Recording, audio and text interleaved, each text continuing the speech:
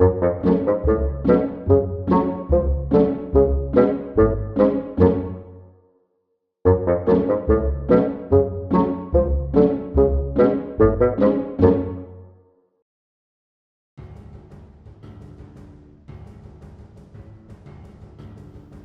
there everyone, welcome to Fingers, Thumbs and Fits, and today, well, I've got an unboxing for you. We're going to be unboxing Red Raven's Sleeping Gods. Now, I found out about this game maybe a couple of months ago at time of recording. I was looking through various things on GameFound, as I tend to do, and I came across a game called Song of Silveranth, which is still currently in its preview stage, but I am following it.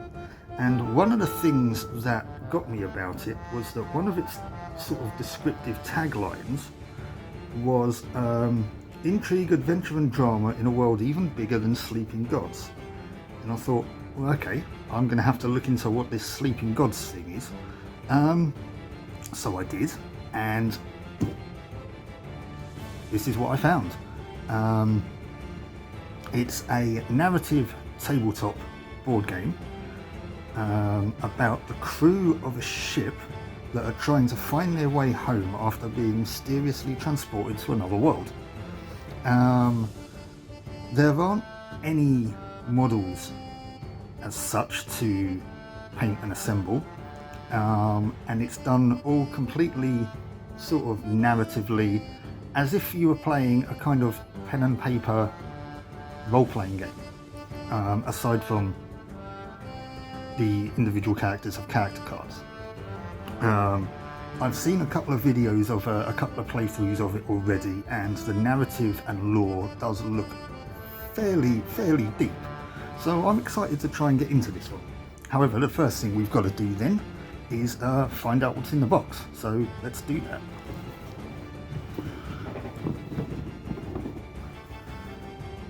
Now, what I will say is, off the bat, I bought this secondhand off of a seller on eBay. So this isn't going to be how it's going to look brand new.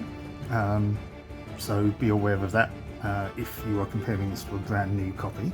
But this is what we get in the box. Let's have a look here. We've got a quick start guide and the rule book, which is, I mean, that's fairly...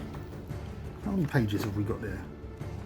40, including sort of icons and an index. Okay. This this is kind of how we navigate the world. This is the atlas. Got some fantastically colourful artwork around here. It's basically, this is us sailing around the world. You'll see that there's some arrows, like here for example there's a 16, so if we sail off this page here, we turn to page 16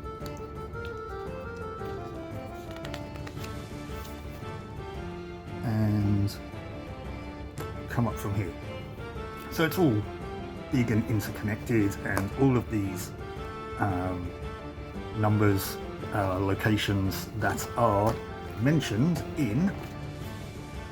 We just go down here quickly. This hefty tome, sorry about that guys, yeah, mentioned in this hefty tome, this is the storybook, which is that hefty, it knocked the camera over. But yeah, we'll just get to a random page here, like for example 61, this is a passage that you'll be told to read out when you make a decision. 62 is, in this case, is a location by the looks of it.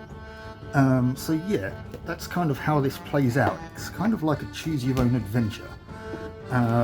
This is the journey log to record your journey, experience players, your difficulty, where you're going, ability cards, etc.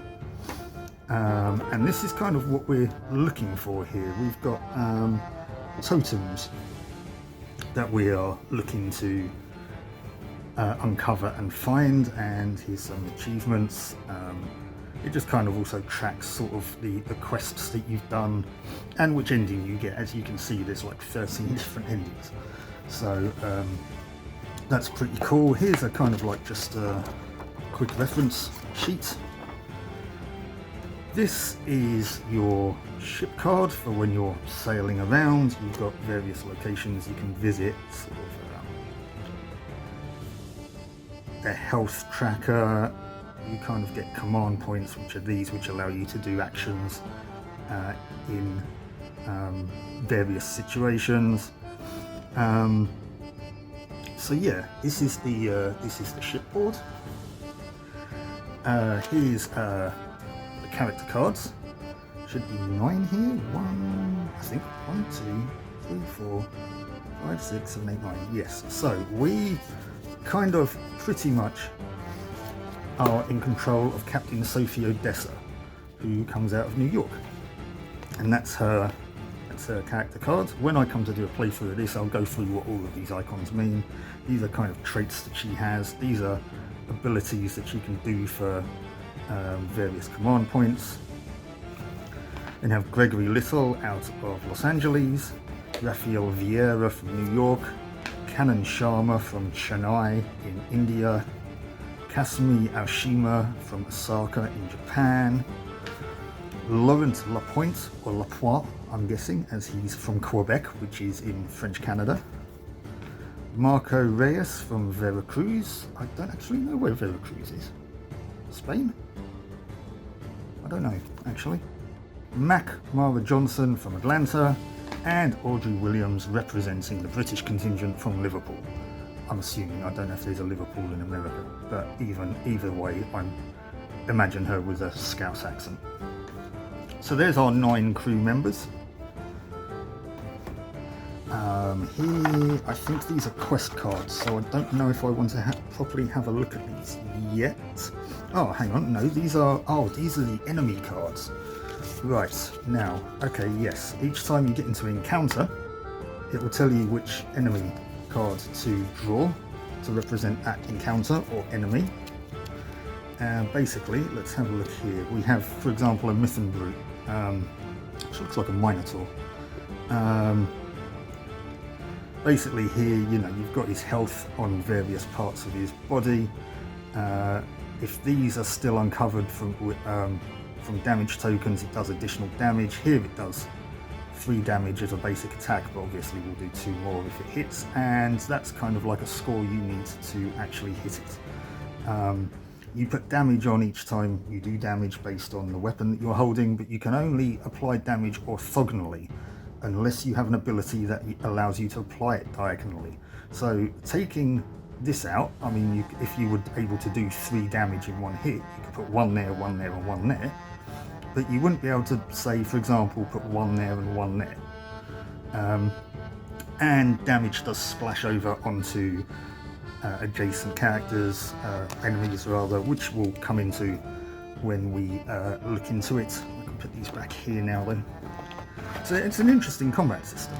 Here, we've got an empty baggie. There's our ship, which I might paint, to be honest with you. There's a meeple to represent where we are on the map, I guess. We've got some of those grey cubes. I can't remember what they do now. These are our command tokens. As you can see, they're hexes in the same way that the command icons are. Here we've got damage counters, which are blood drops, wooden blood drops. Looks like, because I think this game originally had just the cardboard counters. It looks like that this person, this seller who bought these, might have gone for an upgrade, which is nice. These are ship damage points. This is, I think it's fatigue, so when you do an action, you put one of these on, and like this, for example, if you've got 2 on your character, you get -1 to your damage. What else have we got here? Oh, these are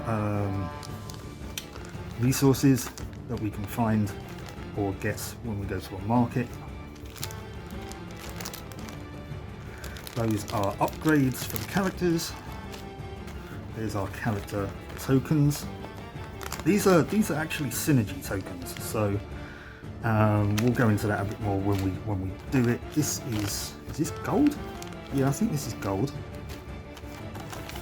More baggies. Always in the market for more baggies. What are these? These are debuff tokens. So you get like weakened is -2 to skills.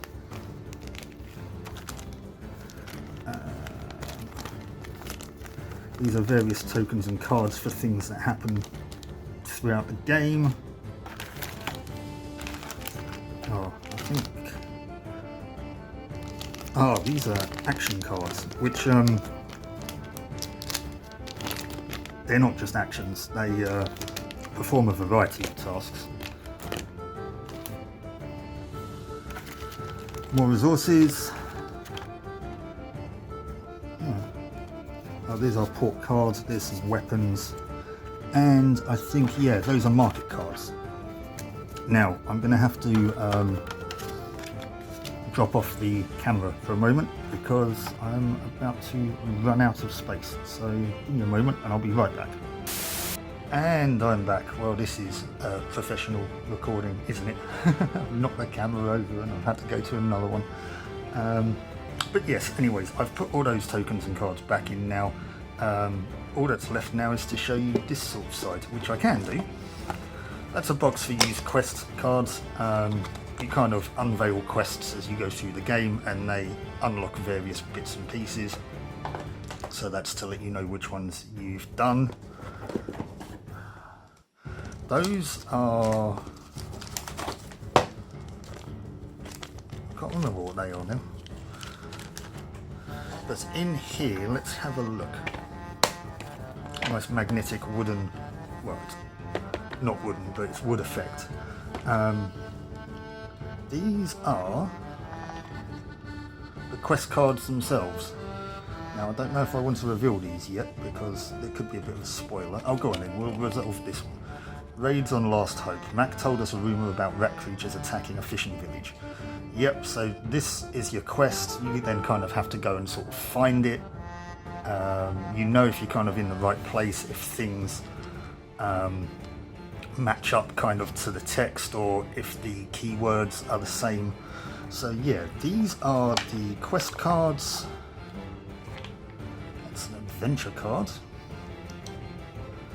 So that's like you can make this if you have the various resources. You can make a spicy gumbo for 1 command point, which heals 3 health and removes 3 fatigue. So you get items like that. And I have no idea what this is. Ah, that's a random event card. We will not be looking at those. But yeah, that's the cards in here. That's a nice presentation, actually. I really do like that. Now, it's nice in this instance of being sort of vaguely familiar with the game already. I got an interest in it from the Kickstarter game, like I said, and I'm glad I looked into this because this is a very, very, very interesting type of game.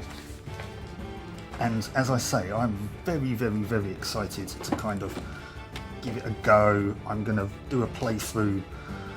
I mean, I'm not going to do a playthrough of all 30 endings, but I'm going to do a playthrough on it on the channel. And yeah, I'm very much looking forward to getting stuck into it. So, there we go. This is Sleeping Gods. Very, very, very interesting sounding game. Very interesting looking game as well. And as I keep saying, I myself can't wait to get into playing it and sharing it with you guys on the channel. So yeah, please keep an eye out for that. Hopefully I'll get onto that pretty soonish. But yeah, let me know what you think in the comments down below, and I hope you'll join me for that. So until then, keep on adventuring and I'll catch you later. Bye-bye.